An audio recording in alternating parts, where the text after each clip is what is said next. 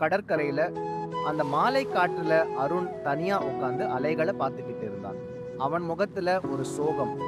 அந்த நேரம் அருகில் இருந்த பெஞ்ச்ல அவனுடைய பள்ளி தோழி மாயா அருணை பார்த்தாள். அவள் அவனோட பக்கத்துக்கு வந்து மெதுவா கேட்டா, அருண் எப்படி இருக்க, ஏன் சோகமா இருக்குன்னு கேட்டாள். அருண் அவளை பார்த்ததும் சில வருடங்களுக்கு முன்னாடி இருந்த அந்த நெருக்கம் ஒரே நிமிஷத்துல திரும்ப வந்தது. நான் நேசிச்சவங்க எல்லாரும் எப்போதுமே என்னை விட்டு போயிடுறாங்க என்று சோகத்துடன் சொன்னான்.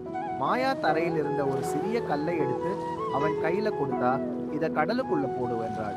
அருண் கல்லை கடலுக்குள் போட்டான். அவள் கேட்டா, இப்போ அந்த கல்லுக்கு என்ன ஆகும்? அவன் சொன்னான், கடல் எடுத்துட்டு போயிடுச்சு என்றான். மாயா ஒரு சிரிப்போட சொன்னாள், அது அப்படிதான் சில பேர் நம்ம வாழ்க்கையில வருவாங்க, வர்ற மாதிரியே போயிடுவாங்க. அது உன்னால இல்ல, அது அவர்களோட பாதை என்றாள் அவள். மெதுவா அருண் பக்கத்துல உட்கார்ந்து அவன் கையை பிடிச்சிட்டு சொன்னாள், ஆனா சிலர் மட்டும் அப்படி இல்ல, அவர்கள் நம்ம கையை பிடிச்சா விடமாட்டாங்க, அவங்க தான் நம்மோட லாஸ்ட் வரைக்கும் வருவாங்க. அருண் அவளை பார்த்தான். கண்களில் இருந்த அந்த காலி இடம் அந்த நிமிஷத்துல அவனோட காலியாக இருந்த மனசு முழுக்க நிரம்பியது. அந்த நாள் அவனை ஒரு விஷயம் புரிஞ்சுக்கிட்டான். Love is not about who starts with you, it's about who ends with you. இந்த மாதிரி இன்னும் காதல் கதைகள், உணர்ச்சி கதைகள் வேணும்னா சப்ஸ்கிரைப் பண்ணி